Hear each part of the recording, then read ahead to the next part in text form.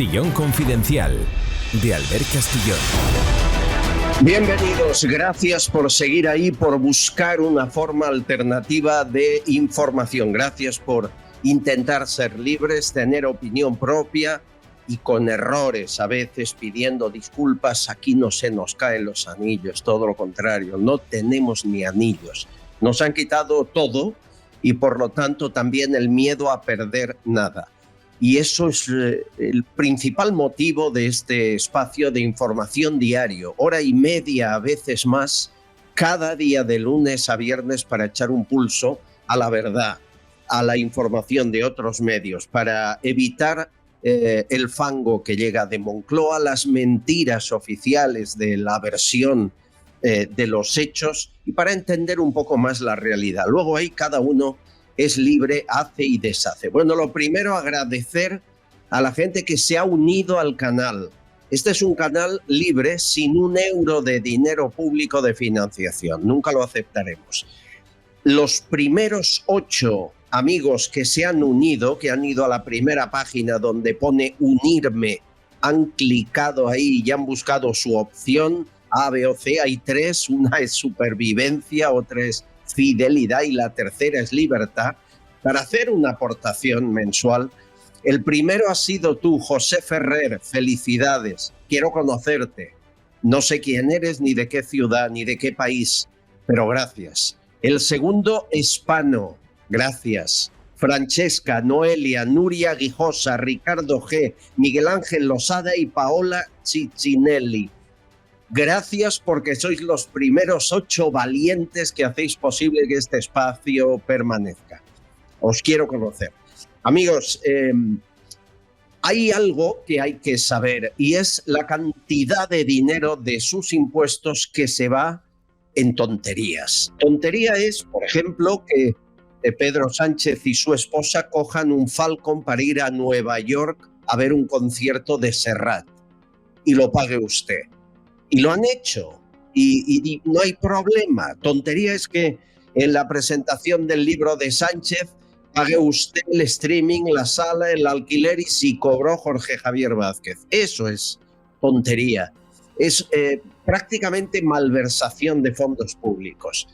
Y estos días la ministra de Sanidad, Mónica García, insiste en muchos medios que hay que racionalizar el gasto. Dice, para no financiar fármacos, a veces hay que ser estricto para racionalizar el fármaco. ¿Por qué? Porque hay un fármaco contra el cáncer de mama que evitaría que sufrieran más de 2.000 mujeres al año en España, quizá incluso la muerte de alguna.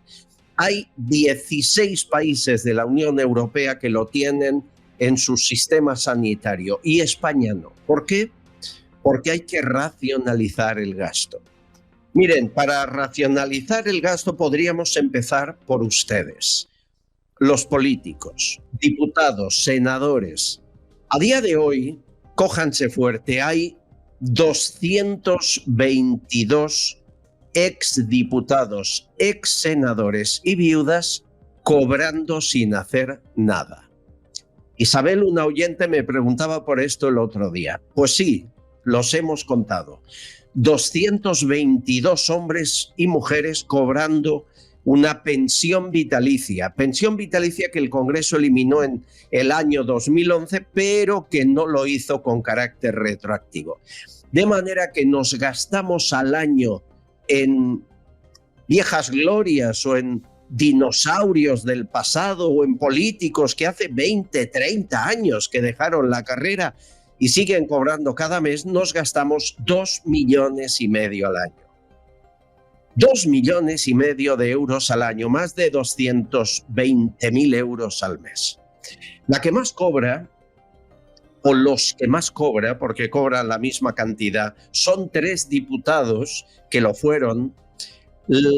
Una de ellas, María Mercè Pigem. Esta mujer fue vocal del Consejo General del Poder Judicial, abogada catalana y de Convergencia y Unión. Tiene 70 años y sigue cobrando 3.600 euros cada mes. Qué suerte, ¿eh? Esto que es el cupo catalán. El que más cobra a su lado y con la misma cantidad del PSOE es Pablo Castellano. Este diputado hace 30 años que dejó el Congreso. Es un señor jubilado y sigue cobrando Pablo Castellano 3.600 euros cada mes sin hacer nada, sin ir, sin trabajar. Y ahí le sigue Jaime Ignacio del Burgo, del Partido Popular, que, bueno, pues eso, 24 años creo que lleva sin pisar el Congreso. 24 años. 3.600 euros cada mes. Y así podríamos seguir. Le siguen María Teresa Revilla de UCD, 2.900 euros, Pío Pérez La Serna del PP, 2.900 euros y hasta 222 cargos. Hay que decir que el 45% de ellos cobran más de 1.000 euros al mes. Son políticos retirados, a veces viudas de políticos. Es decir, una viuda española no recibe más que la mitad, poco más de la pensión de su marido, si es que nunca cotizó. Ellos no. Ellos el dinero íntegro. Usted para tener el máximo de pensión tendrá que trabajar 30, 37 años. Ellos no.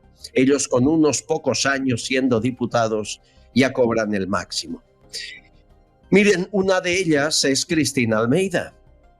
Lleva 40 años paseándose por todas las televisiones, muy de izquierdas, mucho.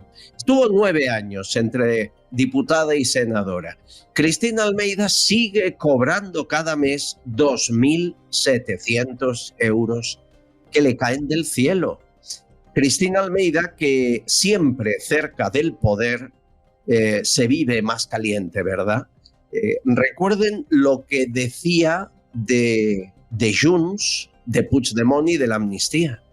La verdad que yo lo que estoy asombrada es cómo quieren dar la batalla los de Junts por la amnistía y por el referéndum, que no se le va a dar nunca. Sí, se lo dan. Que no se lo van a dar, que no se lo van a dar. ¿Hacemos una apuesta? Bueno, yo se la apuesto, lo que quiera. No se la van a dar. Eso está con el Pumpido en el Constitucional para dárselo. Bueno, sí.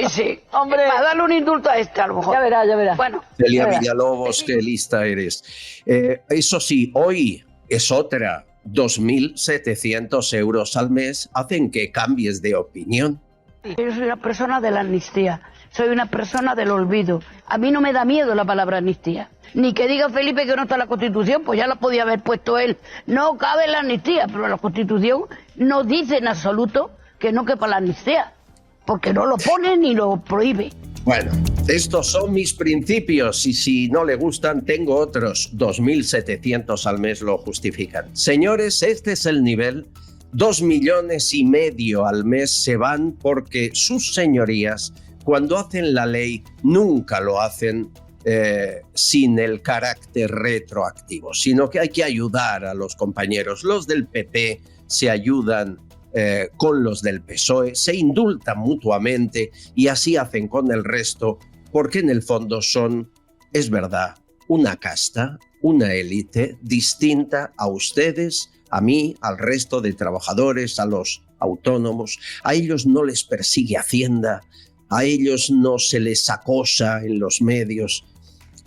A la mínima que te metes con uno de ellos, te acusan de delito de odio. Ellos son intocables. Por eso España es el país con más aforados de Europa, porque un juez normal como Peinado no puede juzgarles, les ha de juzgar un juez del Supremo. ¿Por qué? Porque son una élite con muchos privilegios. Hoy les hablaremos mucho de esta élite. Y además les daremos alguna noticia que les va a sorprender. Bienvenidos, gracias por estar ahí. Empezamos. Castillón Confidencial, de Albert Castillón. Papá, ¿por qué bebes Vichy catalán? ¿Cómo que por qué bebo Vichy catalán? ¿Pero tú no sabes que a todo el mundo le gusta? Mira, ¿te has fijado en los cantantes? Siempre piden uno al salir al escenario. Ahora mismo personas de todo el planeta están pidiendo Vichy catalán. Y bueno, los influencers son todos fans del Vichy. Si hasta existe un emoticono, la gente lo pide siempre que hay que celebrar algo. Por eso a los deportistas cuando llegan a la meta se los dan de 2 en 2.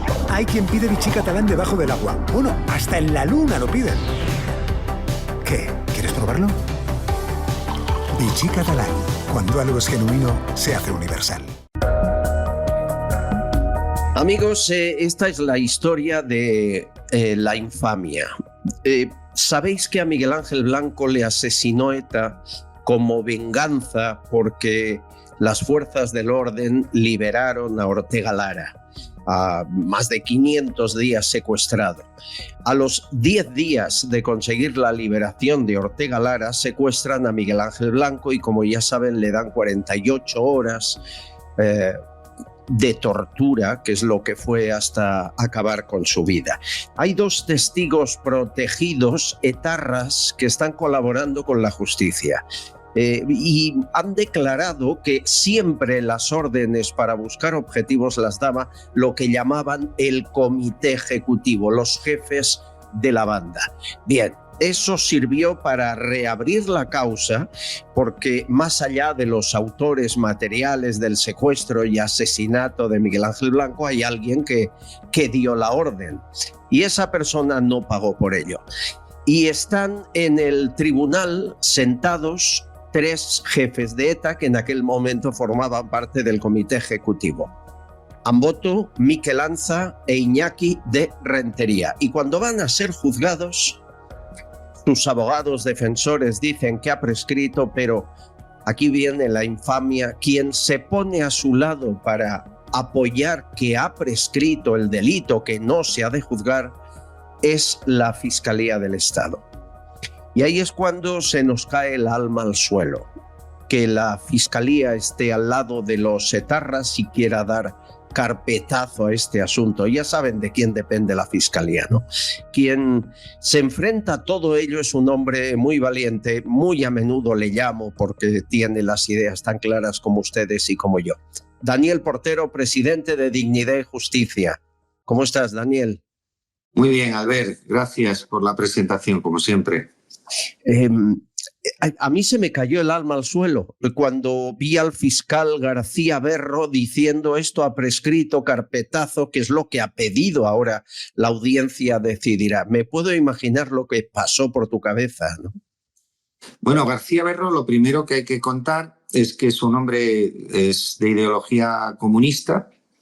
De hecho, tenía una cuenta en Twitter que él mismo borró hace unos meses, porque apoyaba incluso ideas marxistas, leninistas y, en fin, la verdad es que era muy sorprendente que tuviera una cuenta abierta. Se dio cuenta de que se la estaban observando y la quitó. Partamos de esa idea, ¿no? Partamos de este origen, ¿no? Casi nada. Punto 2. Una persona que lleva 3 meses en la causa, una causa que lleva investigándose desde el año 97 y que él ha desembarcado en creo que ha sido en junio del año 2024 por jubilación de Pedro Rovira, que era el anterior fiscal.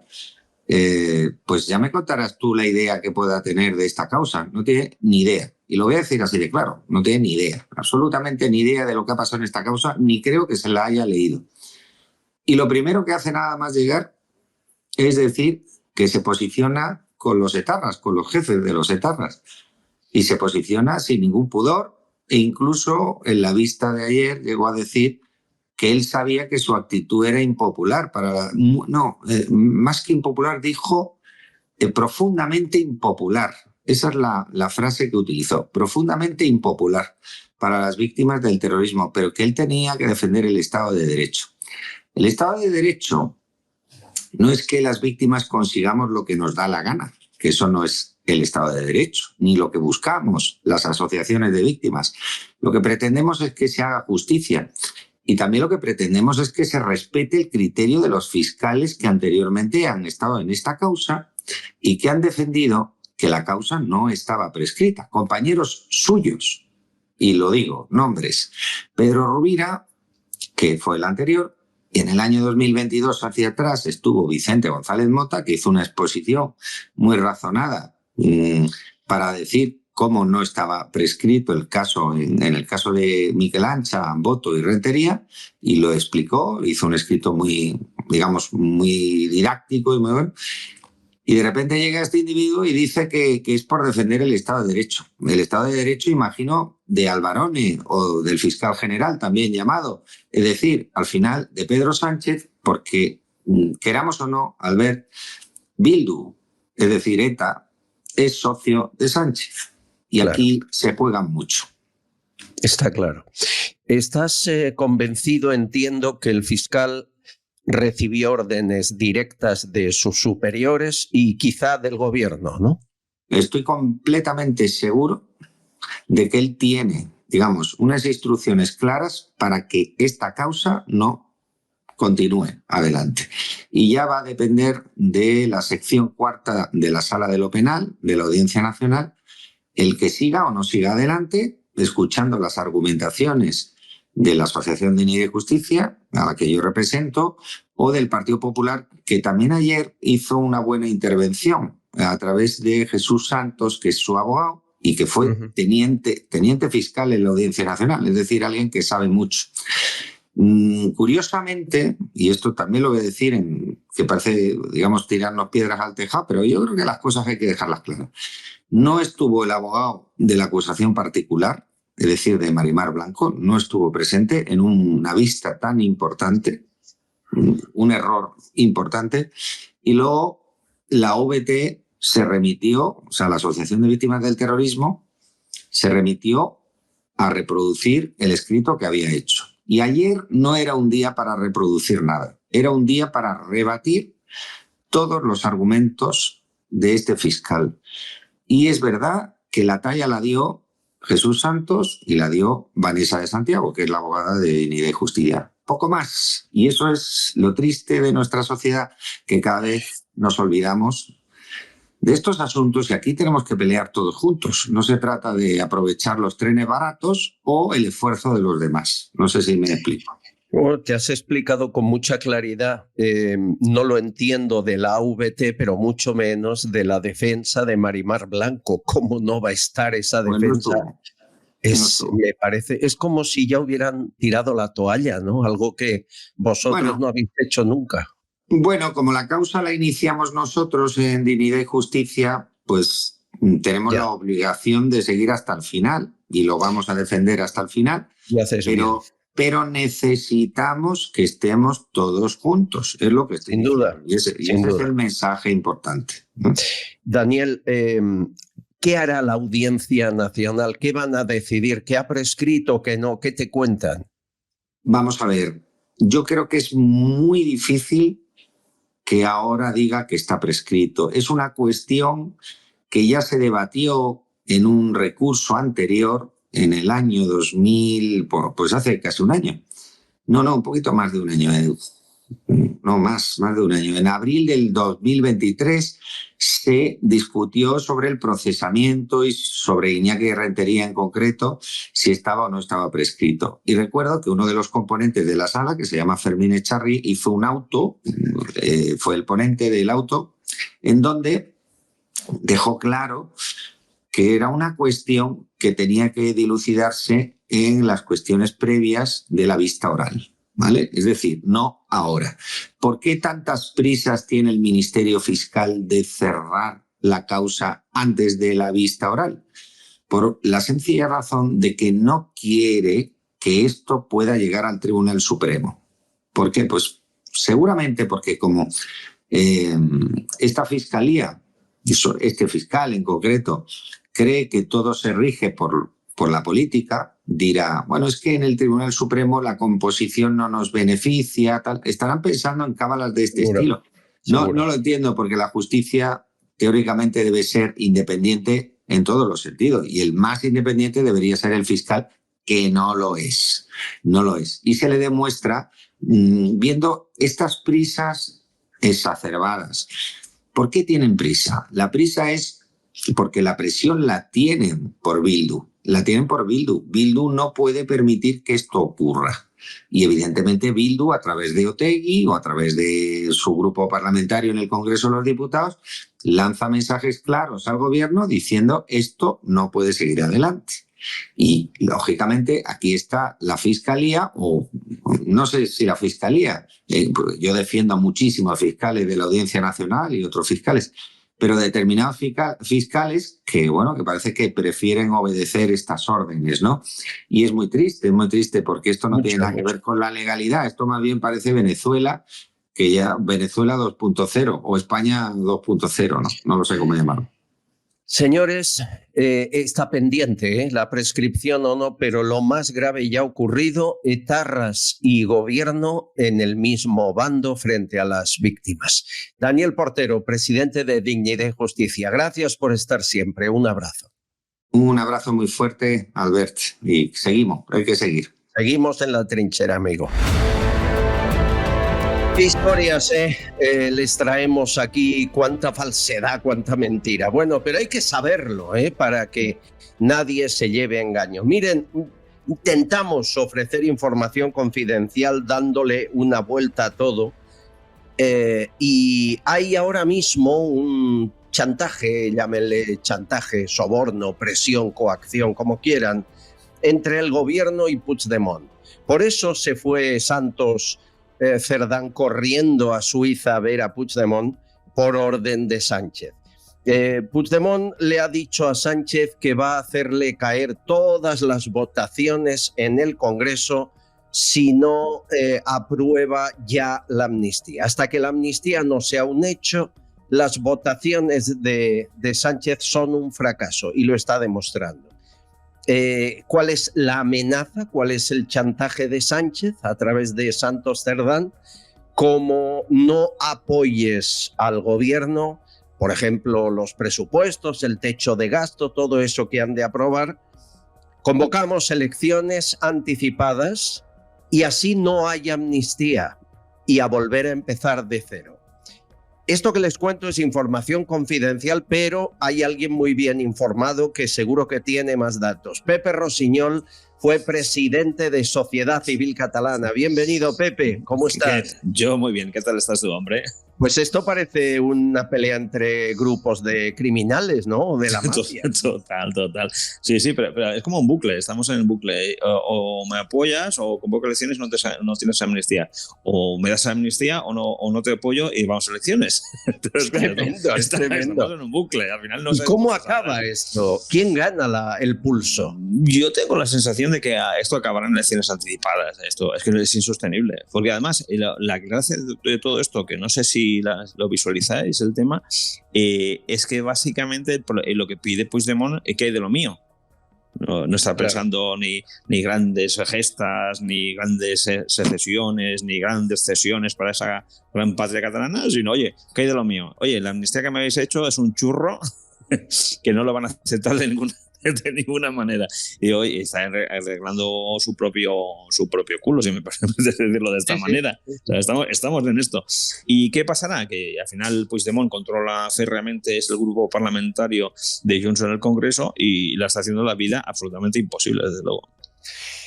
O sea que a lo mejor esta vez tanto eco de sirenas con elecciones anticipadas a lo mejor es verdad. Sí, y ahora la pregunta del millón, y se la voy a hacer al siguiente invitado. ¿Y si vuelve a convocar y el montaje Frankenstein que tiene vuelve a ganar? Fran Simón, ¿cómo estás? ¿Qué tal? Economista, presidente del Giro 180. ¿Cómo vas? Muy bien, un placer, Albert, estar aquí con todos vosotros. Oye, ¿y si vuelve a ganar qué? Yo creo que los más... Mira, de verdad sigo y quiero creer que los malos no ganan, al final no ganan. Bueno, lo siento. Yo comprendo una ayudita del Frankenstein, una ayudita de Indra, una ayudita del CIS. No, sí, hombre, claro que ganan. Yo te entiendo, pero Albert, llega un punto en que, aunque pensemos todos que la sociedad civil está tan adormecida, que yo creo que ya se ha dado cuenta toda la sociedad española de cómo es el presidente actual que tenemos, de los personajes y de las personas de los cuales está rodeado, y de que ahora mismo España, más que una democracia, de hecho, es una dictadura de facto. Todo lo que quieras, pero ante el peligro de la ultraderecha, que es lo que le hace ganar elecciones, hay quien se doblega y se une. Otegi acaba de decir que apoya lo que haga falta de Sánchez para que no gane Vox y el PP. Y como Otegi, muchos irán por esa vía.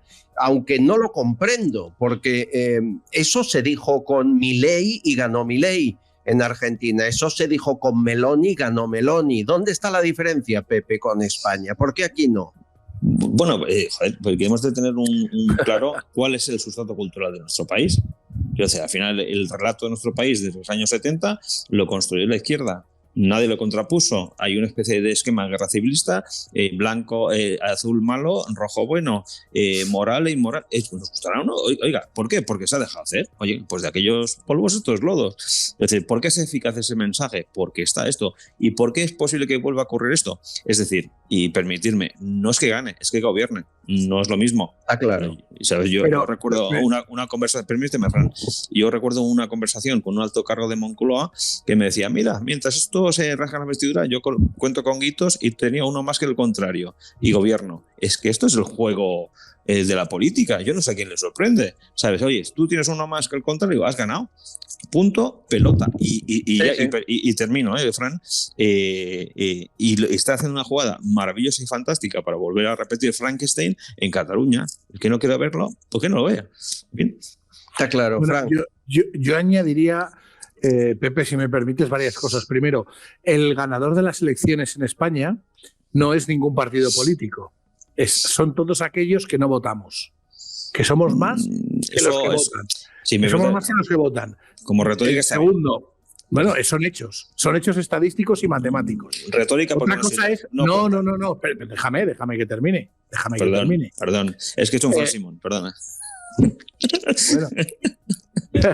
He hecho un Fran Simón. Venga, Fran, sigue. No, el tema es que por mucho que quiera Pepe interrumpir, no va a llevar razón. Y me explico. Primero, como decía antes, los que ganan este país son aquellos que no creemos en la política y ya no votamos. Segundo, los demás no es que no ganen, es que se tienen que unir haciendo barbaridades y retorciendo las leyes democráticas para poder gobernar, que eso dicta mucho de ser una democracia. Y va a llegar un momento en este país, cada día que pasa es un día menos que queda, para que llegue un partido político que cambie las cosas y que atraiga no solo a los, ¿cómo te diría yo? A esos embelesados por esta política que no sirve de nada, sino a los que ganan mayoritariamente en el otro lado. Y entonces, tu discurso no va a servir para nada, querido José. Sí, no, es cierto que sin lo que dice Fran, Milei no hubiera ganado. Ni Meloni, ni Ayuso en Madrid. También hay gente que sale a votar y nunca vota. Y hay alguien que moviliza mucho. A ver, y antes de que respondas, Pepe, a mí me apena mucho que la coherencia, la mentira, ya no quita votos. Es decir, mentir y decir lo contrario de lo que dijiste el día anterior no le importa al votante. ¿Por qué? Porque prefieren un mentiroso que a lo que llaman ellos el peligro de la ultraderecha, y prefieren un mentiroso. Hay ahora un montaje de Sánchez que se ha hecho viral. Quiero que lo veáis. Las tramas de corrupción que afectan al partido del gobierno suponen una mancha en la proyección internacional y en el prestigio de nuestro país. Desde el Partido Socialista afirmamos a todos aquellos que nos están mirando que la ejemplaridad pública es innegociable y que el mayor enemigo de nuestro Estado es la corrupción. Un presidente del gobierno debe ser un referente, sobre todo moral, para el conjunto de la sociedad. ¿Qué ejemplo está dando el actual presidente del gobierno a nuestros hijos y a nuestras hijas? Usted se ha preguntado el alto precio reputacional que están teniendo que pagar todos los ciudadanos y ciudadanas manteniéndose usted como presidente del gobierno. Señor presidente, si usted no pone fin a su agonía, desgraciadamente acabarán agonizando las instituciones y nuestra democracia. Así que solamente le queda una salida honorable. Presente su dimisión oficial ante el rey. Solo tiene un camino: dimitir. No arrastre a España en su caída, señor presidente. Dimita. Sus circunstancias personales, por así calificarles, no tienen por qué ser las circunstancias de España. Con usted la corrupción ya ha llegado a la presidencia del gobierno de España. Por dignidad, y no la suya, sino la de nuestra democracia, le exigimos desde el Partido Socialista Obrero Español que dimita. Qué maravilloso es. ¿Cómo se queda? Es que es muy bueno en lo suyo. Es muy bueno, te dice esto y lo contrario y con la misma vehemencia, ¿sabes? Y para los suyos le encaja muy bien. Es que es muy bueno en lo suyo. Cuando dijo esto, que era jefe de la oposición, ya había dado ayudas COVID a su padre por casi 1 millón. Ya había colocado a su hermano en la Diputación de Badajoz a dedo, dándole dinero público para las óperas. Su mujer ya era directora de Africa Center y empezaba a cerrar negocios. Ya abrió la cátedra en la Complutense. Es decir, cuando decía esto, ya estaba empezando todo el fango que ahora tenemos 6 años o 7 después, ¿no? Pero esto no pasa factura y esa es la pregunta que te hago. ¿Por qué? Básicamente porque al final, yo recuerdo un actor que no sé cómo se llama, no recuerdo el nombre de un actor bastante famoso que dijo algo así: prefiero los indultos a la ultraderecha, prefiero que me mientan a la ultraderecha. Lo digo esto básicamente porque los que se dedican a la política tienen que tener claro cómo piensa el electorado, no como yo pienso que piensa el electorado, sino como piensa el electorado. Pero si no Pepe, estás eso perdido. Es porque yo creo que el argumento de que culturalmente hemos permitido que la izquierda relate la historia de España de los últimos 80 años es lo peor que ha podido ocurrir. Es decir, ¿qué creen que es la ultraderecha que sea peor que lo que tenemos? Es muy difícil. Claro, pero fíjate, esto es dejación de los partidos políticos de derecha y centro-derecha. Nunca han hecho el relato cultural, nunca han visto esa transformación tan profunda como estaba haciéndose, nunca se ha visto esa reinterpretación de la historia como tan torticera como se hizo, nunca se explicó lo que fue el PSOE en el titular de Primo de Rivera. La gente no sabe estas cosas. Bueno, la gente solo ve una cosa. José, eso lo dices tú. Mira, en las sociedades desde la antigua Grecia se revelaba el pueblo de manera diferente y en diferentes formas, por mucho que sus dirigentes les tratasen como nos tratan ahora, que es como Pepe dice, que un político tiene que adaptarse a vender su mensaje en base a lo que quiere el pueblo. El pueblo, por mucho que quiera pan y vino, llega un momento que la sociedad se le va a autodestruir y esto significa que por muy tontos que sean la sociedad, al final llega un momento, que eso no es sostenible y todo aquel político que pretenda sostener eso en el tiempo, siendo de izquierda, siendo de derecha o siendo de centro, lo que está haciendo es lo mismo que hace el socialismo. No existe un relato de izquierdas y un relato de derechas, pero no existe porque el relato de izquierdas es mentira. Hay información y hay procesos educativos donde se dice y se enseña a la gente cómo es la historia de verdad. Otra cosa es que yo, tú o él no haya tenido acceso a ese relato, ¿vale? Pero las checas están ahí, siempre han estado en un relato básico de cualquier libro de historia, ¿vale? Y si veis que los medios de comunicación hacen lo que hacen, es porque están al servicio del poder del que están y viven de su dinero, no por otra cosa. Y pensar que toda la sociedad española ve en los informativos de la 1, de 2, de Telecinco y demás, es estar equivocados. Es más, cada día eso sucede menos. Es cierto. Sucede menos hasta que llegue un momento que eso se va a invertir. Ergo, la sociedad española no es tonta, es lista, sabe lo que quiere y lo que le dan los medios de comunicación no es lo que quiere. Digo, los medios de comunicación tradicionales. Y además creo que ese cambio se produjo en pandemia. Ahí, con la gran mentira del gobierno, pero también de todas las televisiones, de los grandes medios, hasta de quien sabéis que dirigía la sanidad mundial, ahí cambió todo, ahí hubo un clic. Y ese clic no se vuelve hacia atrás. La cosa es cuánto tiempo va a durar y es más. Que la pregunta era la que es, si Sánchez convoca elecciones volverá a gobernar. Y te respondo a esto, Albert, y a ti, Pepe. Es más, eso que tú no ves, como bien ha dicho Albert, ha pasado con Bukele, ¿vale? Sí, nadie tenía más oposición a Bukele. Nadie tenía más oposición que el argentino. En España y en Estados Unidos, nadie. ¿Tú sabes cuántas veces ya han intentado asesinar a Trump? ¿Tú sabes la oposición que tiene Trump? Pues va a ganar las elecciones. Hace no más de un mes que no he estado en Estados Unidos y te digo que el ambiente es muy diferente al que te venden aquí. Eso es lo que tú llamas una sociedad adormecida con los cuentos de la izquierda, de las políticas woke, de tal. No tiene nada que ver. Es más, la sociedad se revela y se revela. Hagamos la pregunta. ¿Crees, Pepe, y voy a ir a la calle a preguntar algo, ¿crees, Pepe, que hemos despertado? Bueno, sí, hemos despertado de tal manera que el 23J Sánchez revalidó su Frankenstein 2.0. Es que al final la retórica es muy bonita y fantástico. Pero eso no es cierto, Pepe. Y si los por acabar, resultados matemáticos no dicen eso. Yo no sé qué resultados matemáticos dices tú, pero yo, Pues permítame, si me permites, mira, haré mi ahora te lo doy, y sí, lo lo ves. que tú quieras. Lo que os digo, cuando yo, por ejemplo, a Donald Trump puede ser presidente de Estados Unidos porque su narrativa es muy eficaz en el sustrato cultural de un determinado target de la población americana. Punto de pelota. Es que te gustará más o menos la antigua Grecia, como decía Fran Simón, que no sé si es Esparta, es Atenas de Pericles, la anterior o de posterior, porque tiene mucha historia y un caleidoscopio de posibilidades. Pasaba lo mismo, tú depende cómo te comunicas, es más eficaz o menos eficaz, porque hay un sustrato cultural, cada país es lo suyo. Tú coges un país como Salvador o como Argentina, la situación era tan extrema que había un tanto por ciento de la población que necesitaba escuchar una oferta distinta. Joder, eso lo dices ahora. Eso lo dices a tiempo pasado, amigo. Pero claro. ¿me puedes dejar hablar? Chiquitín. Es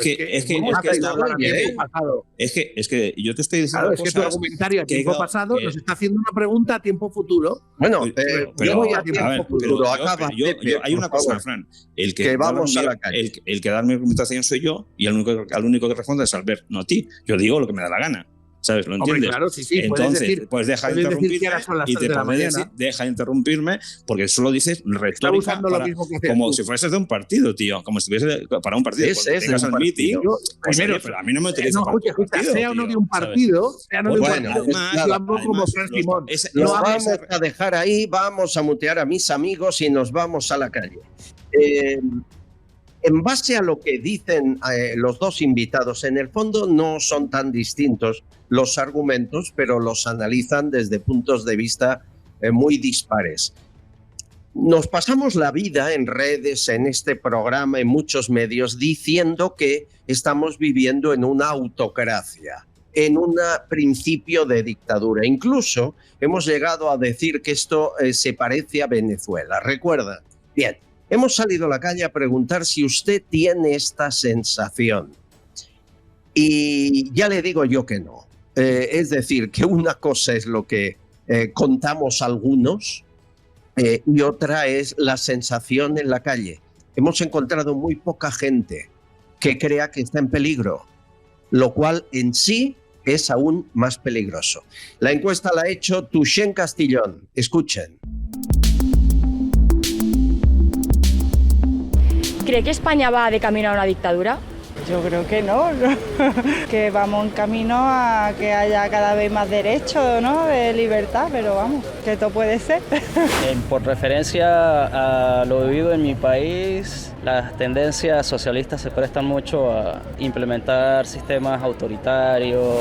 Hombre, espero que no, pero tal y como van las cosas nunca se sabe. Espero que la historia no se repita. No, sencillamente porque nosotras ya la hemos vivido y no nos vamos a consentir, ¿qué coño? No, que nosotras poco vamos a ver ya de la vida, o sea que... De todas maneras no puede ser, ya se ha pasado y no queremos hacerlo otra vez, y será lo que se tenga que hacer. No. Creo que hay libertad, acá todo el mundo puede opinar. Puedes votar, inclusive en la adversidad. Sí. Ándate a Venezuela. Podés intercambiar, pensar igual o diferente, pero tenés la oportunidad de votar. Nosotros somos uruguayos y en Uruguay también existe democracia. En el error o en el acierto, pero podemos decidir. Pensando diferente. Bueno, pues ahí está, Fran. No, la sensación no la tienen, lo cual es una victoria del argumentario generalista de los medios, porque el temor que tenemos tú y yo y muchos tertulianos en la calle no está.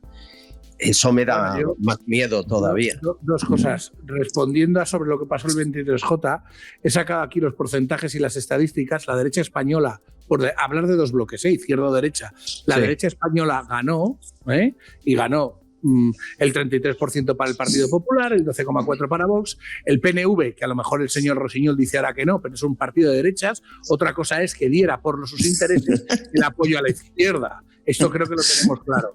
Dicho esto, y negando la realidad como la niega el señor Rosiñol, es cierto que la percepción de las personas de la calle puede ser la que sea. La realidad es que a día de hoy hay más personas que no votan que las que votan. Y si dentro de las que votan, digamos que la mitad es, por decir algo, la mitad está a favor de la derecha y la mitad está a favor de la izquierda, que no se descuide mucho un señor como el dueño y amo del Partido Socialista, porque también se los tenía muy felices Felipe González con todas sus mayorías, y de los cuales alguno estaba muy contento, y mira cómo ha terminado, y cómo terminó el Partido Socialista, el Partido Socialista de aquella época. Ojalá tenga razón. Ojalá tenga razón, y si avanza elecciones, como dicen, nos dé una sorpresa y el bloque sea suficientemente amplio, o a lo mejor Junts y PNV cambien de chaqueta, que es verdad que Junts y PNV son de toda la vida. Es evidente. Y estamos hablando de un escaño. Estamos hablando de un escaño. Sí. La situación es muy tensa. Bueno, sobre la encuesta, Pepe, la calle es la calle y no hemos manipulado nada. Hemos cogido mucha gente y representa eso. Por supuesto, yo muchos amigos venezolanos me dicen, oye, estáis igual que nosotros, adormecidos, y vendrá la ola y os va a atropellar a todo el mundo. Y esto es lo que ocurre habitualmente, porque las situaciones de emergencia solo se ven cuando estás en el precipicio. Nos pasó al ver a ti y a mí en Cataluña, hasta que no estuvimos en el precipicio, nadie era consciente de que podía pasar lo que casi pasa. Y eso es algo normal, todo el mundo sigue con su vida habitual. Incluso situaciones extremas, como la noche de los cristales rotos, al día siguiente los niños fueron al colegio, se compró pan. Lamentablemente esto es así. La cuestión es que si tú eres un partido político... Tienes razón, Pepe, en eso. Solo en tu discurso te doy la razón, pero solo una Frank, no queremos discutir, era argumentario final. Déjale acabar, por favor, a ver si lo conseguimos. Yo lo único que os digo, que la única forma de acabar de este sustrato cultural, de esta tergiversación de la historia, etcétera, es llegar al poder. Desde fuera nunca lo harás. Y eso es lo que yo le digo a los partidos de derecha o centro-derecha, que se pongan las puñeteras pilas y que entiendan cómo es la España de verdad, no como nos gustaría que fuese. Es decir, hasta que no demuestre lo que ellos llaman la ultraderecha, que es capaz de gobernar, y gobernar, bueno, lo han hecho ya en muchas comunidades autónomas, pero hace 4 días y con más o menos fortuna. Pero hasta que no lo demuestren desde el gobierno central, se seguirá el espantajo de que viene el lobo. Y eso aún funciona. Bueno, ese es el problema. Pues es muy triste, ¿eh? Vuelvo con vosotros en unos minutos. Nos vamos a ir a Israel. En un segundo viajamos hasta Israel. Tenemos una fiel oyente allí que está además a 10 kilómetros de la franja del Líbano. Imagínense la situación que está viviendo. Nos lo cuenta ella misma en directo. No se vaya.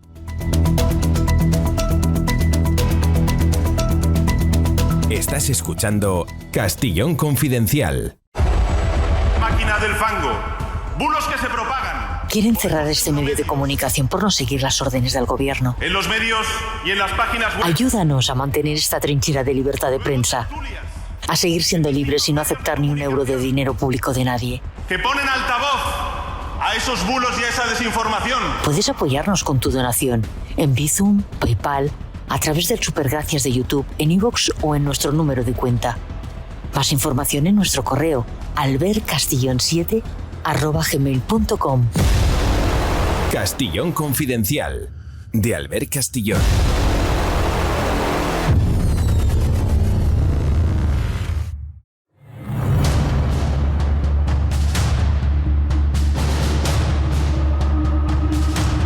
Lo comentamos ayer, Festival de San Sebastián, grandes actrices llevando la bandera palestina.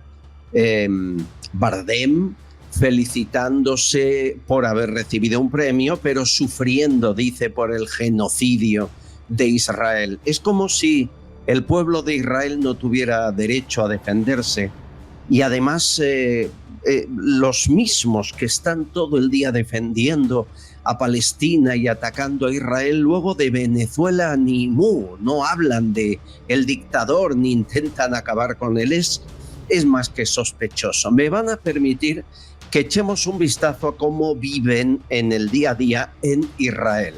Tenemos una fiel seguidora que es canaria, que ha querido vivir en Israel a pesar de la situación que están sufriendo porque es judía y está a 10 kilómetros de la frontera con el Líbano. O sea, está en lo peor ahora mismo, en el lugar donde más drones lanzan el dinero de Irán a través del Líbano, donde las bombas caen casi a diario. Rivka, bienvenida, ¿cómo estás? Salón a todos, muy buenos días, muy bien. a pesar de todo lo que tenemos, llevamos 3-4 días pasando casas constantemente. Ya. Y bueno, aquí muéstrame estamos. cómo es el barrio, porque es un barrio de nueva construcción. Enséñamelo. Esto es lo último que se ha construido, allí se están haciendo otros nuevos, y esto todo Sí. es nuevo en esta zona y en la zona de atrás. Y allá al fondo, donde se ven los árboles, Sí. justo detrás, subo la cámara y se puede ver un poco las montañas del Líbano. A lo mejor, pero bueno, justo detrás de ¿Os los ha árboles, caído algún dron, algún explosivo en el barrio? ¿Alguno de estos edificios ha sido dañado? Sí, de estos edificios nuevos que llevan entre 1 y 2 años ya habitando la gente. Yo vivo en este edificio. Allí al fondo, donde se ven los árboles, de forma paralela, baja la ruta que va al Líbano, del Líbano a Jerusalén. Vale, pues ha sido hace una semana, cuando todavía nosotros no habíamos empezado el ataque, pues sonaron las alarmas, yo estaba en la biblioteca, que estaba detrás, y justo en aquellos edificios altos, a ver, ahora se verá, estos edificios altos que se ven donde la baja, Sí, los que están ahí al fondo. está un dron, Allí. y ahora se ven los aviones. Entramos en la casa. Ahora vuelve la conexión. Este es tu hogar. Esta es mi casa y aquí tenemos el salón, la cocina, ahí se sale al patio. Sí. Ahí al fondo tenemos habitaciones, el despacho y demás. Sí, sí. Antiguamente teníamos nuestra habitación aquí, que ahora tuve que poner el vestidor y mi sala de estudio. ¿Por qué? Porque con las bombas no podemos. Aquella puerta que se ve al fondo, Sí. la puerta famosa de seguridad. Esto es el búnker. Este es el búnker. Una puerta de acero que cierra igual por fuera que por dentro. O sea, Muéstrame esa- cómo es por dentro, por Vamos a favor. encender la luz. Mira, ahora tuvimos que poner aquí provisional dormitorio. Tenemos allí un aparato que en caso de que nos bombardeen con gases, automáticamente se pone en funcionamiento para no asfixiarnos. Vale. Y esto Dios mío, son sistemas de ventilación. es muy pequeño, Rivka.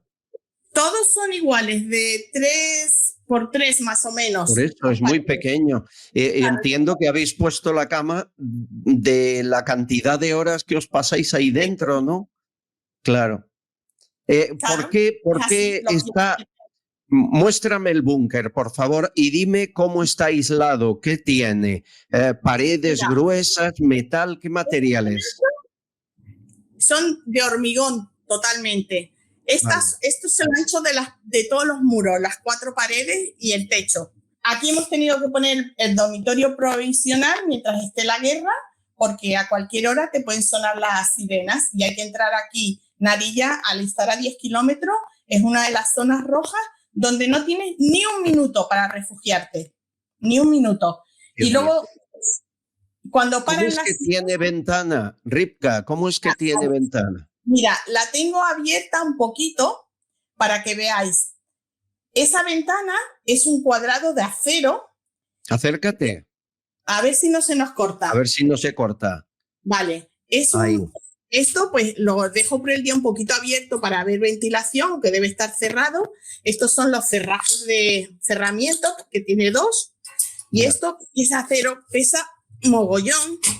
Bueno, sí, lo lo estoy viendo. Vale, lo cierro, porque esto está aquí partido. Porque, bueno, Qué lo barbaridad. cierras, lo metes en este agujero, así lo cierras, y en el otro lado igual. Y esto es de acero y así de grueso, como de 3 centímetros de acero. Pero, ¿cuántas horas estáis ahí? Pues hasta que paren las alarmas, cuando dejan de sonar las alarmas, tienes que esperar como 10 minutos antes de salir del búnker por seguridad, porque se supone que son 10 minutos lo que pueden tardar en caer los restos de los cohetes o artefactos que se... Entiendo. ¿Y todo el mundo tiene búnker? No, todo el mundo no tiene búnker. No me hace mucho caso, pero creo que fue como a mediados de los 80, en los años 80, el Estado de Israel decidió que para poderse proteger, porque llevaban desde el 48, desde el día siguiente del Estado de Israel, empezaron a atacarnos. Israel no tenía nada, no había nada en esta tierra, porque las 4 cosas que quedaban de los árabes que había, entonces eran como siguen ahora, o sea, son barrios sucios, desordenados en su mayoría. Había que hacerlo de nuevo, ¿no? De cero. Claro, no había nada. Entonces Israel levantó todo. Tuvimos que asumir a más de 600.000 judíos que echaron de tierras árabes. Nadie nos ayudó. A los palestinos les ayudaron, que tenían los mismos, pero a nosotros no nos ayudaron. Y entonces se hicieron búnker para proteger a la población. Primero se hicieron en las calles, se hicieron los búnkeres en las calles, y luego se decidió en los años 80 hacerlo en las viviendas, porque no daba tiempo de refugiarse. Claro. Rivka, lo comentaba al inicio, cada vez que hay una entrega de premios en España, se recuerda a Palestina. Actores de Hollywood defendiendo Palestina. Grandes actores españoles diciendo lo del genocidio de Israel. ¿Qué sientes cuando escuchas eso? Pues me da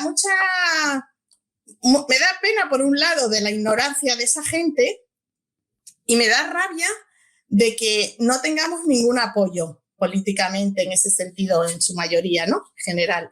¿Por qué? Porque Palestina nunca existió, fue un nombre que dieron los romanos cuando aquí solo vivíamos los cristianos, los judíos, que aún no había ni el cristianismo. Y era como tierra de filisteos el significado del nombre palestino, que es un nombre hebreo. O sea, que es que no existían los musulmanes, ni los árabes, ni el mundo árabe como se conoce hoy, ni los estados árabes, no existían.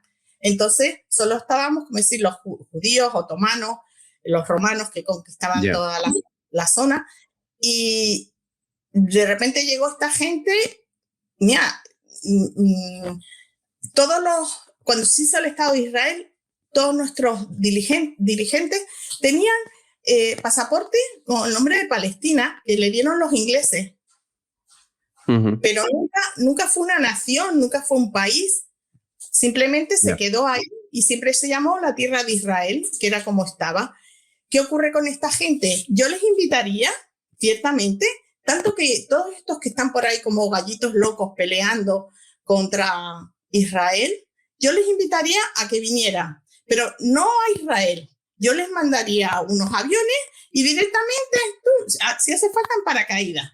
Yo les invitaría a que fueran a Cisjordania, que fueran a Gaza, incluso a Líbano, a otros países, pero en estos 2 sitios que ellos dicen que es territorio palestino, y que vengan también a Israel. Pero que primero vayan a esos países que dicen ellos. Para comparar formas de vida, ¿no? No, es que no iban a salir vivos. Ya. O sea, tienen suerte, o sea, no se les ocurra llevar a una mujer. Porque lo que nos hicieron a las judías y a los judíos, porque aquí violaron a hombres, mujeres, niños, a todo ser humano lo violaron, lo vejaron de la peor manera que se pudo hacer, que eso no lo hace un ser humano, no hace lo que hicieron, y cosas más duras. Entonces yo les invitaría a que fueran a Cisjordania, donde están gente de Hamas, terroristas, que llevan todo, desde que se hizo, están ahí los que dicen llamarse palestinos atacando a Israel. Es normal, ahora hay guerra, pero lo normal es que todos los días hayan atentados fuera de la guerra, que muera gente, jóvenes, niños, les da igual. No hay, por eso tuvimos que hacer barreras, crear una frontera. Sí, pero qué mala prensa tiene Israel, qué poco apoyo internacional y qué buena prensa tiene Palestina, que Bardem dijo, siento recibir este premio porque me duele lo que está ocurriendo en Gaza. Eso sí, después media vuelta y al chalé, ¿no? Es una cosa. Mira, es muy duro lo que voy a decir y no le deseo mal a nadie. Pero cuando estuve escuchando las palabras, lo que se me vino a la imaginación es, mira, ten suerte en tu vida que ni a tu mujer, si son hijas o hijos, me da igual, y a tus hijos no hubieran estado en estos kibbutz. entonces no hablarías de lo que estabas hablando. O sea, bueno, cuando él tuvo hijos con Penélope Cruz, hay que decirlo, se fueron, creo que es al Hospital Monte Sinaí a tenerlos. Eso sí, buscan la medicina israelí cuando les conviene. ¿Qué te voy a contar, Rivka, que tú no sepas? Te quiero agradecer mucho el esfuerzo, saber que estás al otro lado, que nos sigues desde que éramos muy pocos y ahora que somos muchos, estoy muy agradecido a gente como tú por su apoyo. Muchas gracias y mucha fuerza, Canaria. Gracias también a vosotros por escucharme. Y bueno, esperemos que ahora, que a 1 de octubre entra la gran fiesta para los judíos, que es el Año Nuevo, Rosh Hashanah. Sí. Luego tenemos 10 días, que es el perdón, para pensar y saber cómo tenemos que hacer mejor las cosas. Y Yom Kippur, esperemos que en esos días no se les ocurran hacer el gran ataque, porque es lo que siempre hacen. Llegan a las grandes fiestas judías, como hicieron en el 7 de octubre. Pero bueno, Baruch Hashem, como decimos aquí, que nos proteja. Y aquí seguimos los que estamos luchando por nuestro pedacito de tierra. Salam, un beso. Besos muy grandes y que sigamos adelante. Gracias. A vosotros. Bye. Bueno, shalom, shalom. Shalom, shalom. Por cierto, hay un debate jurídico sobre si Sánchez se metió en un lío o no, no diciéndole al juez Peinado toda la verdad. Fue en este momento. Respecto de don Juan Carlos Barrabés, cónsul, no. Y respecto de don Joaquín Goyache Goñi, tampoco. La pregunta del juez es si tenía relación, amistad. Bien, al decir que no con Barrabés, dejó en evidencia que no decía la verdad, tampoco con el director de la Complutense, porque lógicamente le conocía. Otra cosa es, ¿se considera amistad, por ejemplo, con Barrabés haber pasado fines de semana en Benasque? ¿Se considera amistad ir a esquiar juntos con sus respectivas parejas a Cerler? ¿Se considera amistad haberle dado 25 millones de dinero público o haberlo hecho público hablando de él? Este es el momento. El grupo Barrabés, que he tenido yo también ocasión de poder conocer en primera persona, que bueno, en fin, pues ya sabemos que partió de un negocio familiar, ¿no? O sea, de material de montaje. Lo conoce en primera persona, pero cuando un juez le dice, ¿conoce usted al señor Barrabés?, dice no.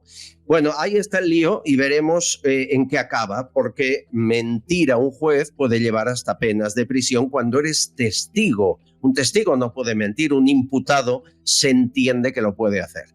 Por lo tanto, hay polémica ahí. Pepe Rossinyol, Fran Simón están con nosotros de nuevo después de la experiencia. ¿Esto va a quedar en algo o en nada? También me dio mucha vergüenza, Pepe. El juez estuvo muy light.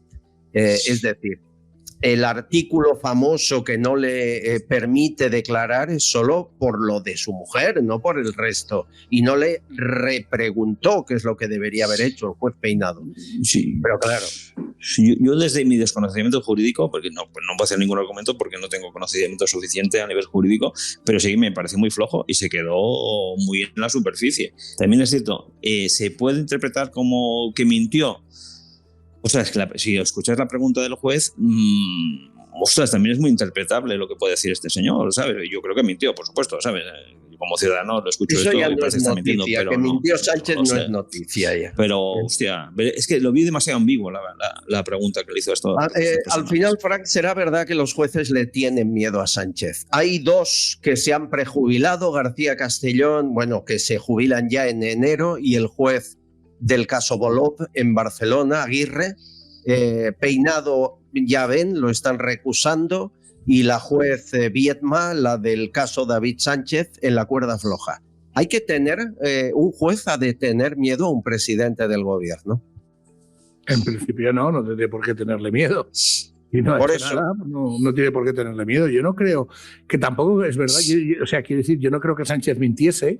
Yo creo que Sánchez hacía lo que sus abogados le habían dicho, y eso, según me cuentan, como unos abogados de la acusación, a los cuales conozco, pues eso es estrategia procesal.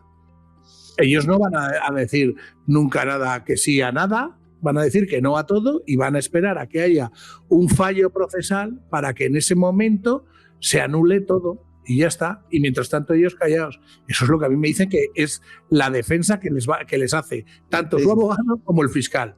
Otra Eso cosa es colaborar con la justicia, ya veo. Bueno, Dios estrategia mío. procesal. Me explicaron claramente que hay dos posiciones cuando tú vas a un juzgado. O tú vas y declaras y dices, pues yo no tengo nada que esconder, o esta es mi estrategia, y declaras y tal, o te callas, porque te puedes callar, estás en tu derecho, y esperas a que haya un defecto de forma en el proceso por el cual se te está juzgando. Como eso es posible que pase, pues el proceso, el fallo puede ser que en algunos se pasen los plazos, que en este caso no será, pero que hay una coma mal escrita, fíjate, no sé, yo no soy abogado, pero... Sí, tienes razón, cualquier tontería la van a usar. Bueno, tengo mensajes de oyentes y vamos ya con ellos. 649-532-435. Por cierto, hay una señora venezolana hablando de justicia, de jueces, de si nos parecemos a ellos o no. Se llama Gladys Gutiérrez, el objeto del mensaje de esta mujer. No voy a dar su nombre por su seguridad. Dice, y con cuidado con Gladys, es la embajadora de Venezuela en España. Junto a Tarek K. William Saab, diseñaron un sistema de impunidad en Venezuela. Fue durante años la presidenta del Tribunal Superior de Justicia en Venezuela y lo hizo también para el dictador, que la premió con esta embajada. Es la mejor asesora de Sánchez para violar las leyes. Nadie mejor que ella. Bienvenida, Gladys, a España. No teníamos bastantes, que ha de venir una nueva. Bueno, vamos allá. Llamada de Ismael. No está en Nueva York, Sánchez. Pues seguro que ve a la familia Soros. Escuchamos. ¿Quién fue el primero en visitar la Moncloa una vez que ganó la moción de censura a Pedro Sánchez? George Soros. ¿Por qué viaja a Nueva York? Para entrevistarse con su jefe. España tiene un problema, y es que el cáncer tiene metástasis.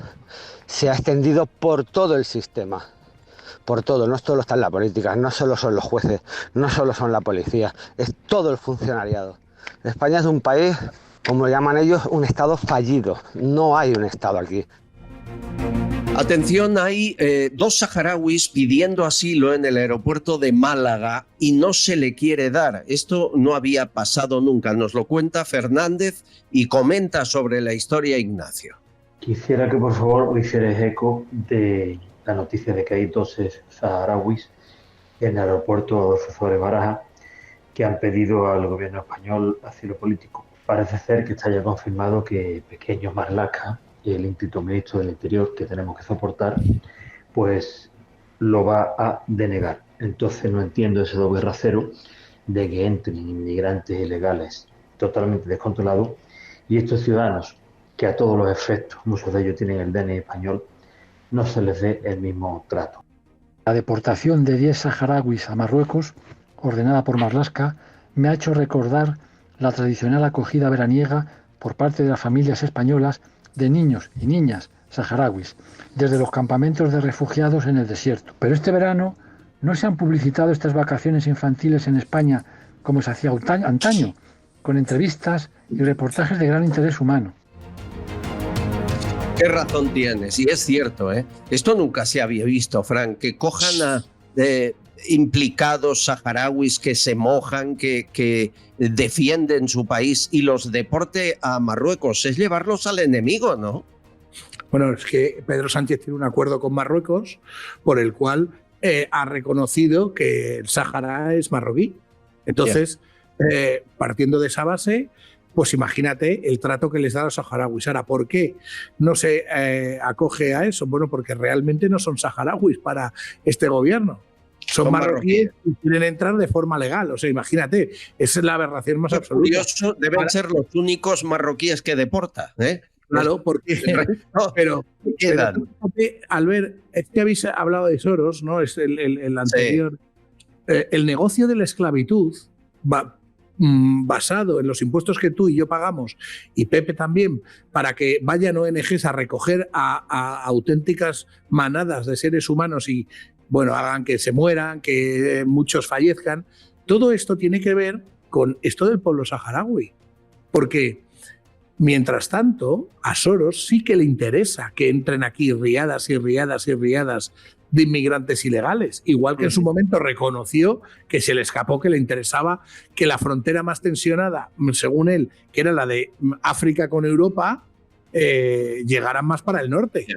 Es negocio puro y duro. Es el negocio de la esclavitud moderno, Albert. Y esta gente, los pobres saharauis, de verdad que son una gente excepcional.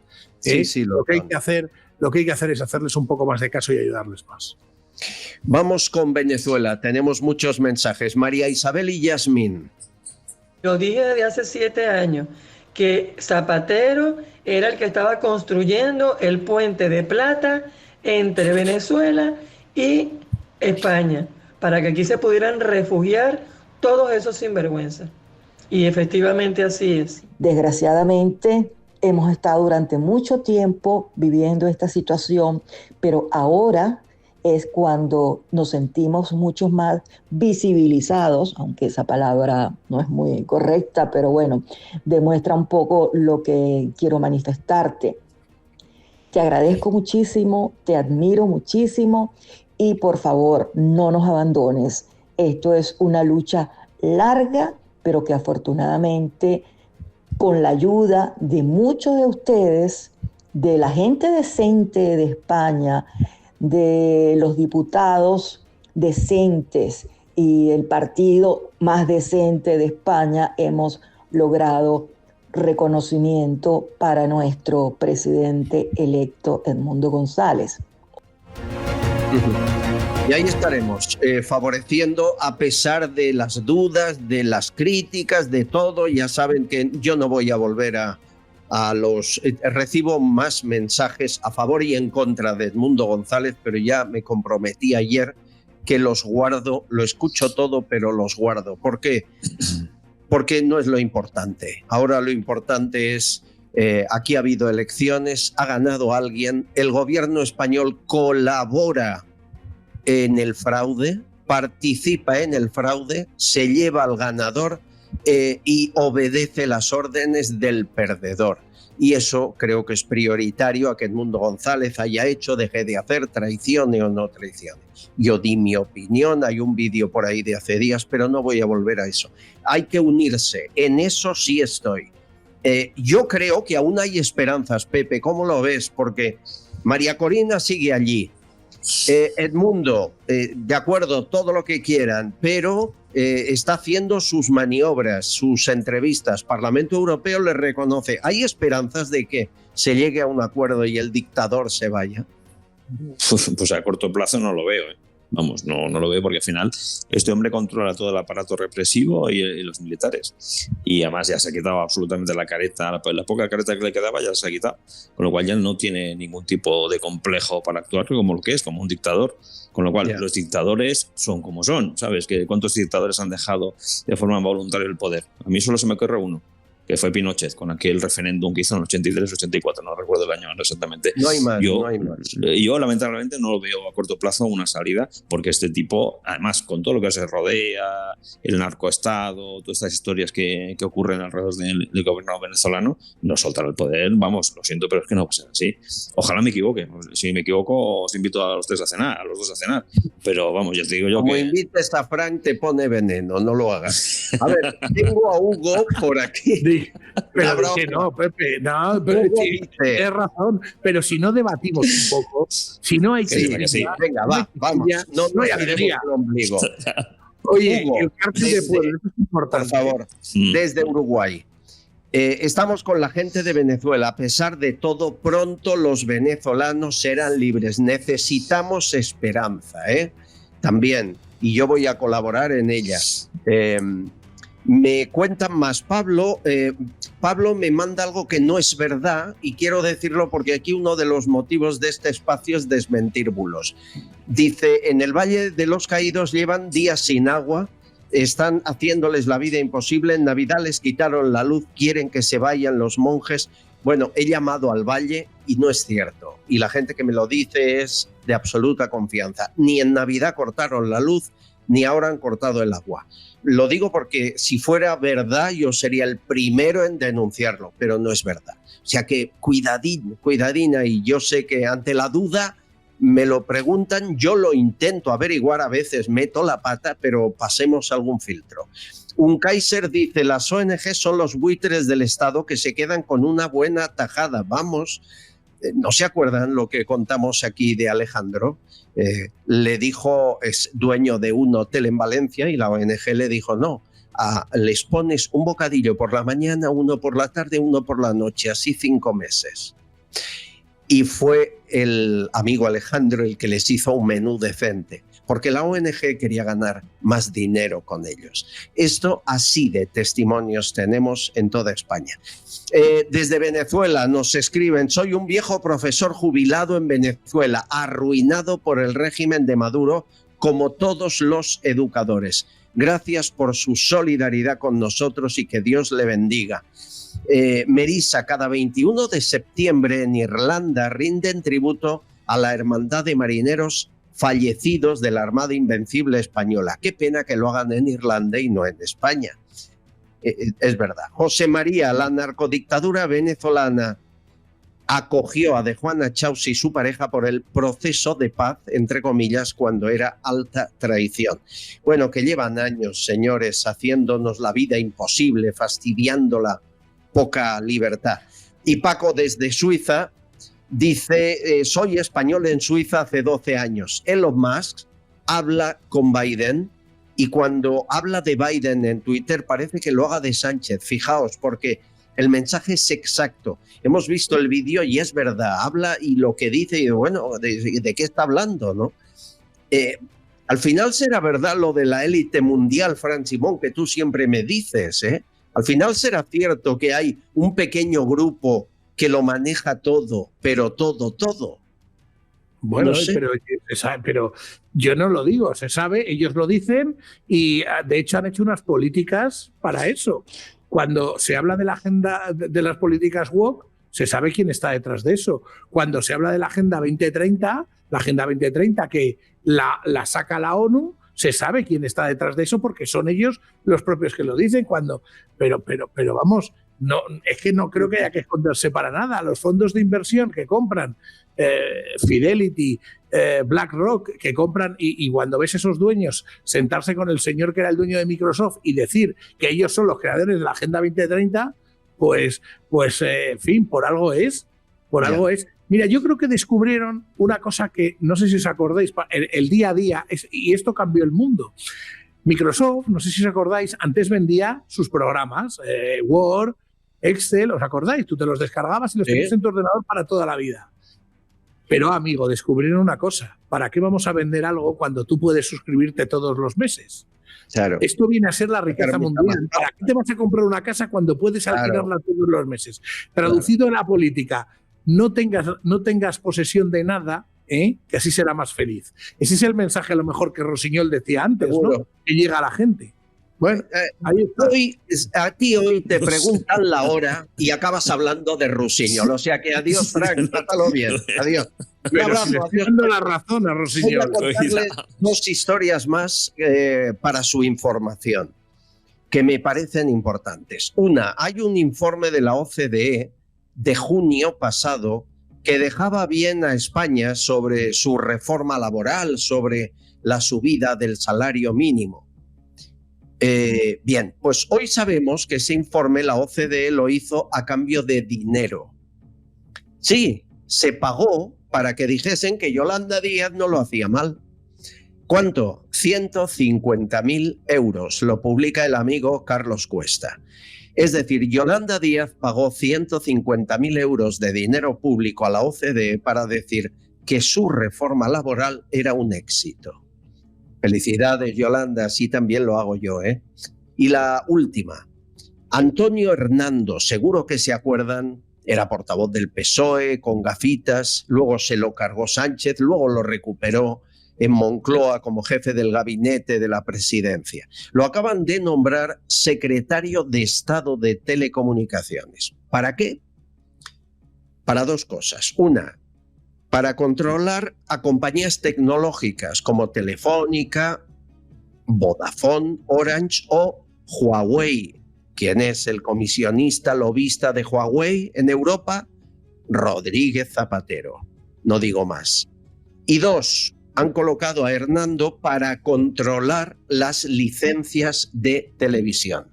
¿Y a quién le van a regalar una televisión? Venimos contándolo hace meses. A Prisa. Otra, sí, ya le han regalado varias. A Prisa, para que hable bien de Sánchez mañana, tarde y noche. Ya los van colocando, ya quedan pocas piezas para acabar el puzzle de esta dictadura española que casi nadie reconoce, pero que pasito a pasito se va haciendo fuerte. Bueno, amigos, tengo una entrevista más, pero antes, gracias a Julia Cubino, que hace una donación a través de iVox, también la pueden hacer en PayPal o el Bizum cuando funciona. Mi granito de arena para la libertad de prensa. Gracias. Recuerden, correos electrónicos, los que quieran, nos mandan ahí lo que quieran hacer y les mandamos el número de cuenta para hacer sus donaciones. Como ha hecho Francisco Rodríguez. Dice, esto es para evitar que la dictadura sanchista os cierre. Gracias, amigo. Como ha hecho María Remedios López, María de los Desamparados, Mirabén. Eres maravillosa, María. Gracias, vuestra ayuda es muy importante. Félix Guati o Esperanza desde Madrid. Cada día recibimos. Y no olvidéis que os podéis unir al canal. En la primera página pone unirme y así os olvidáis. Cada mes una cantidad es muy modesta, es muy pequeña para que no moleste económicamente a nadie y ahí podéis hacerlo y os ofreceremos contenidos añadidos. Bueno, hace unos días uno de vosotros nos preguntó qué pasa en Teruel. Como que van a construir el parque eólico más grande de España y casi de Europa. Y sí, van a talar centenares, miles, hay quien dice millones de árboles. Incluso en zonas protegidas, sí, se hacen parques eólicos, se ponen molinos en zonas protegidas donde a usted no le dejarían ni acampar de noche. ¿Qué está pasando? ¿Quién se beneficia? ¿Quién lo ha hecho? Nos lo cuenta un invitado en un minuto.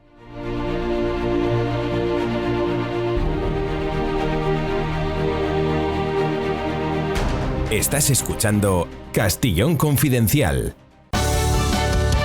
Radioteléfono Taxi es la forma más fácil de moverse en taxi, conociendo exactamente el precio que te va a costar tu trayecto. Y ahora con precio máximo garantizado. Más de 4.000 profesionales dando servicio las 24 horas del día y todos los días del año. Llámanos al 91 547 8200 o descárgate Pide Taxi.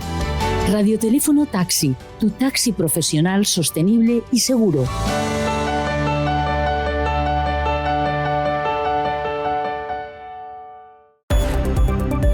Como les conté ayer, hemos recibido varios mensajes de gente de Teruel preguntándonos sobre qué pasa en el maestrazgo. ¿Es cierto que van a talar cientos de miles de árboles para construir un parque eólico? ¿Qué dice Europa al respecto? Bueno, nos comprometimos a ampliar esa información.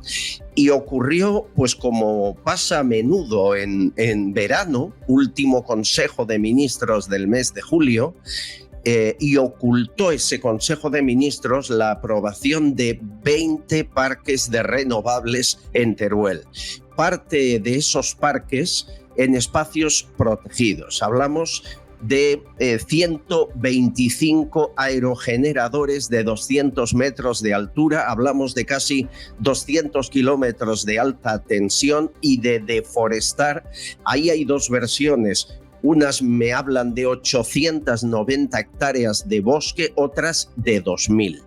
Es curioso porque Pilar Alegría, la portavoz del gobierno es aragonesa, pero no hizo mención ninguna a esta aprobación del Gobierno en Consejo de Ministros. Aclaremos qué es lo que va a ocurrir en esa zona, insisto, buena parte de ella protegida. Javier Oquendo es portavoz de la Plataforma en Favor de los Paisajes de Teruel. Javier, gracias por estar ahí. ¿Cómo estás? Hola, buenos días. Gracias a vosotros por invitarnos. Aclárame, ¿de cuántos árboles hablamos? Porque hay un baile de cifras. A ver, ese es un dato que es imposible de saber porque el estudio está tan mal hecho que debería ser el propio estudio el que hubiera definido ese dato más o menos. Es muy difícil. Hay hectáreas muy irregulares en densidad de árboles. No todas las hectáreas tienen la misma densidad. No todas las hectáreas que se van a ocupar con los molinos están en zona de bosque. Hay zonas que son más áridas, hay zonas que son pastos, hay zonas que son pinar. Entonces ese es el principio. Si el estudio estuviera bien hecho, tenía que haber cuantificado bien las hectáreas ocupadas. Claro. Empieza con un dato el estudio que habla de 77.000 hectáreas. Eso no es verdad. Eso es la poligonal amplia a la que se refiere, que no es cierto que se vaya a ocupar esa cantidad de hectáreas. Y luego no desgrana, sino que es un trabajo arduo que han hecho varias personas, unas que están a favor del proyecto, otras en contra, y de ahí el baile de hectáreas. Yo creo que no es fundamental. Una hectárea arriba, una hectárea abajo. 1.000 pinos arriba, 1.000 pinos abajo, que no es la especie más emblemática. Cuando se habla de cortar árboles, es verdad que es más llamativo y genera como más alarma. Y sin embargo hay otras especies vegetales que son especies y hay hasta unas 13, 15 especies en peligro de extinción y protegidas. Por ejemplo, el Thymus godellanus, no voy a entrar en datos porque son pues, nombres muy raros. Entonces, estas no se nombran habitualmente y van a ser tan afectadas por los proyectos. Entonces, lo importante y lo dramático de este proyecto es que implanta en la zona Red Natura, en zona protegida, en zona denominada por el Ministerio de exclusión, la palabra es muy clara, implanta entre 82 y 85 de los 125 molinos. Implanta 91 en zona de alta sensibilidad. Hay en Aragón, hay una ley. Es decir, estamos hablando de zonas donde no se permite nada, ni la construcción, ni las carreteras, ni el paso de según qué vehículos. Y sin embargo van a permitir molinos, centenares o casi 100 de ellos. Sí, así de paradójico es. Es una zona en la que se permite la actividad ganadera. La actividad ganadera lo que hace es que esos bosques sean sostenibles y que estén pastados, que mantengan la actividad. Se permite la actividad incluso de residencia. Es una zona que ha sido más sobera de toda la vida. Es verdad que está en regresión, que las masías habitadas ya son muy pocas, normalmente se utilizan para actividades agrarias, actividades forestales, y esas actividades están muy reguladas. Es difícil hacerlas. Hay paradojas. Es verdad que es una zona, se ha dicho, que en la que hubo actividad de extracción de losa. Es una losa que se extrae muy superficial. Esa actividad se ha realizado. Hubo informes de las propias personas que ahora están en la empresa que va a desarrollar el proyecto, porque era el director de INAGA, que prohibieron esas actividades en esos espacios que ahora se autorizan para esto. Es una incongruencia total. La Red Natura se creó para preservar espacios. Si tú colocas, industrializas un espacio, pierde el carácter de natura, que es lo que le define la red. Y esto es real. Es decir, ¿quién hay detrás? ¿Qué empresa es? ¿Hablamos de Iberdrola? No, hablamos de Forestalia, es una empresa con origen en Aragón, radicada en Madrid. Es una empresa que es un desarrollador. La empresa, de hecho, en este momento está, no sabemos en qué punto, pero está o vendiendo o ha vendido el parque a CIP, Copenhague Infrastructure Partner. Es un fondo danés, es un fondo que lo que hace es, los desarrolladores hacen el proyecto, generan el proyecto, gastan un dinero en el proyecto y lo multiplican pues por 10, por 20 o por 30 en el beneficio de vendérselo a un fondo inversor que es el que realmente tiene la capacidad financiera para desarrollar un proyecto de cerca de 1.000 millones de euros. Es decir, las empresas que lo desarrollan no tienen. Entonces, al final, es un procedimiento especulativo. Esta es una palabra clave en todo el desarrollo de las renovables, no en el Maestrazgo, ni en Aragón, ni en Teruel, ni en Aragón, sino en toda la España. No es energía para Aragón.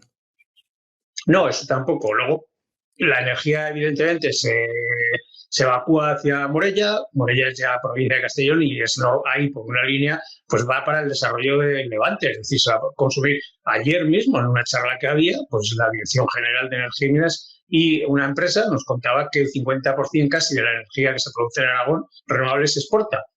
tampoco no me parece un dato ni para favor ni en contra, es decir, se exportan muchas más cosas que se producen en el territorio. Lo que pasa es que es verdad que la renovable es una de sus capacidades que tenía fundamentales, es el consumo y la producción de proximidad. Y eso es cuando se habla de renovables distribuidas. Y ese es el modelo, y eso es, yo creo, la clave. ¿Por qué los alcaldes de muchos municipios pequeños de la zona del PP y del PSOE están absolutamente a favor? ¿Por dinero? A ver, el argumento es que es el último tren que va a pasar por la zona. Es una zona muy despoblada. Estamos hablando de una densidad de población de entre 2 y 3,5 habitantes por kilómetro cuadrado. Es decir, eso es una... Para quien no tenga estos datos, pues Laponia está más habitada. Y es una zona que a todos nos suena como inhóspita, ¿no? Bueno, es una zona no inhóspita, que conste, es una zona maravillosa, por eso su reconocimiento como Red Natura.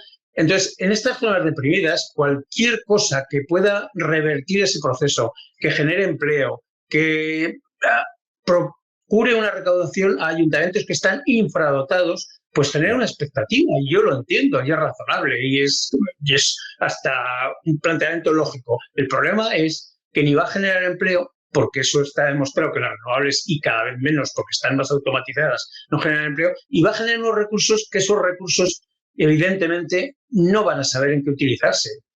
Habrá quien me diga, sí, habrá proyectos, se socializarán, vale, puede ser, pero eso es un futurible que no lo sabemos. Pero eso no se puede hacer nunca a costa de un bien patrimonial que es el medio natural. Claro. Hay quien me decía, si dejo un ejemplo muy rápido, ¿se vendería el Museo del Prado para generar ingresos para el Estado?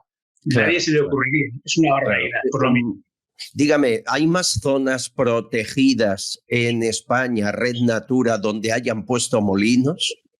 Sí, hay muchas zonas Red Natura. Red Natura se divide en C, zona de especial conservación, y CEPA, zona de especial protección de las aves. En CEPA es verdad que no se suele poner tanto, pero bueno, se llega a la paradoja que se rodea una cepa. No se pone dentro, pero se pone toda la perimetral. Las aves no tienen una valla donde saben que no pueden salir. Y de hecho su área de campeo, acabamos de certificar la muerte de un quebrantahuesos, que es una especie protegida, en un parque que está en la provincia de Castellón, en el Maestrazgo de Castellón, que ha muerto en una zona C también, porque la cepa está bordeándolo. Entonces el ave campa libremente. Entonces, y la última, le entiendo muy bien, la última pregunta, Javier. ¿Por qué Teruel? ¿Por qué siempre en Teruel los molinos? ¿Por qué en Teruel se permite casi todo? ¿Qué pasa? Bueno, pues es un poco la conclusión de lo que decía antes. Es decir, Teruel es una provincia que por circunstancias históricas pues ha estado, digamos, abandonada, para resumir y no alargarnos. Entonces, esto facilita muchísimo que cualquier actividad se pueda implementar más fácil. Hay menos oposición vecinal porque no hay gente. Si la gente de estos pueblos, pues la media de edad rondará los 60 años. Entonces, una persona de 90 que tú le hablas de expropiarle, que le hablas de... pues es que ni se mueve, aunque no crea que deba ser eso lo que se ponga en su territorio, pues es muy difícil. Entonces, esa oposición no se produce en otros territorios. ¿Por qué no hay ni un parque en áreas como Madrid? Madrid no es solo Guadarrama, Madrid es mucho más amplio.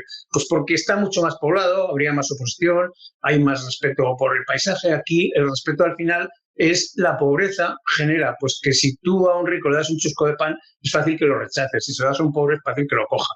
La comparación no es buena. Teruel no es pobre, Teruel es rico. Es muy gráfica. ¿Vale? Pero es deshabitado, está muy deshabitado, está muy empobrecido, y la financiación local es un tema a revisar seriamente. No podemos sufragar los servicios públicos con dinero de las empresas, porque las empresas se van y los servicios públicos desaparecen. Y ese no es el camino. Los servicios públicos se financian con impuestos del Estado.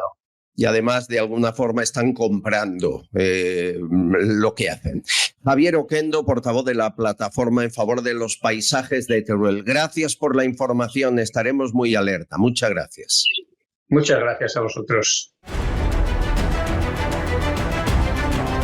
Y la buena noticia del día para irnos es que por tercera vez la Unidad Central Operativa de la Guardia Civil registra la Diputación de Badajoz buscando papeles de los contratos fake del hermano de Sánchez. Y eso demuestra, señores, que hay cuerpos del Estado con los que no se puede meter ni un pequeño dictador como es este. Es la tercera vez que registran las instalaciones por órdenes de la juez Beatriz Viedma, titular del juzgado de instrucción número 3, que investiga a David Sánchez Pérez Castejón por prevaricación, tráfico de influencias, fraude a Hacienda, a la Seguridad Social y malversación. Alejandro Entrambas-Aguas, amigo del debate, periodista de investigación, ha demostrado, hace unos días estuvo aquí, que miente a la juez cuando dice que él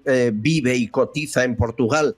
Él cotiza en Portugal para ahorrar impuestos, pero vive en Badajoz, escondido en el piso de un senador del PSOE. Así nos lo contaba. Lo normal es que hubiera estado en Portugal, porque él mudó su residencia fiscal a Portugal porque en teoría iba a vivir allí. Nosotros sospechábamos que en realidad lo estaba haciendo en España, y después de una ardua investigación que nos ha llevado pues bastantes meses realizar, hemos dado con él en Badajoz. A 150 metros de ese despacho se encuentra una vivienda, que es donde él está residiendo de manera oculta, que es propiedad de un senador del PSOE, líder del Partido Socialista de Badajoz, que se la presta por una cuestión muy sencilla que tú has explicado al arranque, ¿no? Porque Hacienda tiene una manera muy rápida de detectar este tipo de fraudes, ¿no? De residencias fiscales fantasma, que es mediante los suministros, el pago de la luz, el agua, y claro, al estar viviendo de prestado, no deja rastro. Señores, la pista la siguen. No me dirán que no es una buena noticia. Hay que confiar en la justicia, sobre todo en la Guardia Civil y en jueces honrados. Beatriz Viedma, el juez Peinado, hay muchos más. Bienvenidos, y mañana les espero a la misma hora en el mismo lugar. No olviden 2 cosas: suscribirse al segundo canal, Confidenciales Castillón, y por favor, únanse a este proyecto. Unirme está en la primera página del canal que están viendo ahora. Unirme, con poner eso pueden aportar la cantidad que quieran cada mes y tienen un montón de ventajas y contenidos exclusivos. Muchas gracias por su confianza y por creer que en la trinchera uno puede estar mejor informado. Hasta mañana.